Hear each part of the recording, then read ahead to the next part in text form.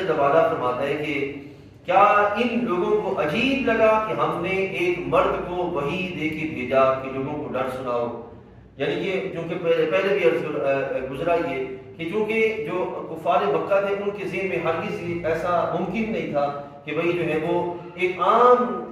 ظاہری شکل و شبہات ہمارے جیسا کوئی بندہ ہو اور وہ اس پر اللہ تعالیٰ کی طرف سے وحی آتی ہو. تو اللہ تعالیٰ جل وعلا نے بیان فرمایا کہ لوگوں کو یہ عجیب لگا ہے کہ ہم نے ان میں سے کسی کو جو ہے وہ وحی دے کر جو ہے وہ بھیجا ہے ان کے درمیان کہ جو وہ لوگوں کو جو ہے وہ ڈر سنائیں. تو خالق کائنات جل وعلا فرماتا ہے کہ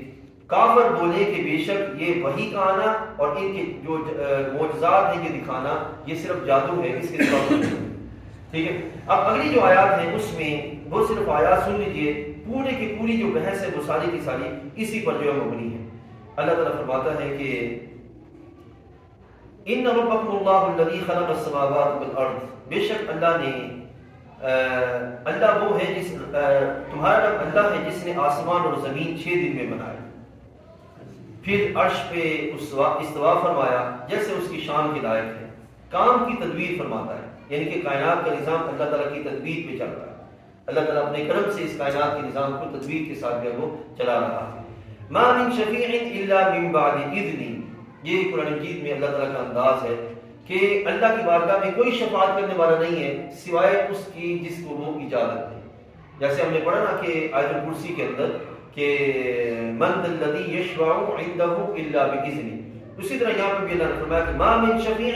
الا من بعد اذن, کوئی بھی جو سفارشی نہیں ہے سوائے اس کے کہ جو ہے وہ جو اللہ جل وعلا کی بارگاہ میں اجازت والا ہو. تو فرمایا کہ ذالکم اللہ ربکم فاعبدوہ, یہ ہے اللہ جو تمہارا رب ہے تو لہذا تم اس کی جو ہے وہ بندگی کرو.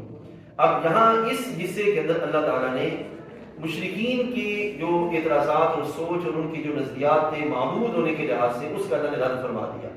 کہ تم جن کو معبود بنائے بیٹھے ہو اور جن کو تم اپنے مشکل وقت میں پکارتے ہو, ان میں سے کون ایسا ہے جس نے یہ زمین بنائی ہو یا آسمان بنایا ہو یا زمین اور آسمان کو بنانے کے بعد اس کائنات کو چلانے والا ہو. تو اللہ تعالیٰ جل وعلا نے ایک تو یہ اس سوچ کا ان کا رد فرما دیا, اور دوسرا چونکہ وہ اپنے بتوں کو اللہ کے ہاں سفارشی بنائے بیٹھے تھے کہ اللہ تعالیٰ جل وعلا کی ہم ان کی عبادت اس لیے کرتے ہیں کہ ان کے ذریعے ہم اللہ کا قرب چاہیں گے. تو اللہ تعالیٰ جل وعلا نے فرمایا کہ یہ تو سارے کے سارے وہ ہیں جن کو اٹھا کر جہنم میں پھینکا جائے گا. تو یہ اس قابل کہاں ہے کہ جن کو اللہ تعالیٰ اذن دے. اللہ تعالیٰ جن کو اذن دے گا وہ ہیں جن کو اللہ تعالیٰ خود اپنی بارگاہ میں پسند فرماتا ہے,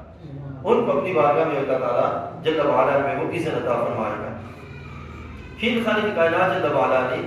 یہ بیان فرمایا کہ الیہ مرجعکم جمیعا. پچھلی آیت کریمہ کے اندر اس کائنات میں اپنے الہ ہونے کی نشانیاں بیان کر دیں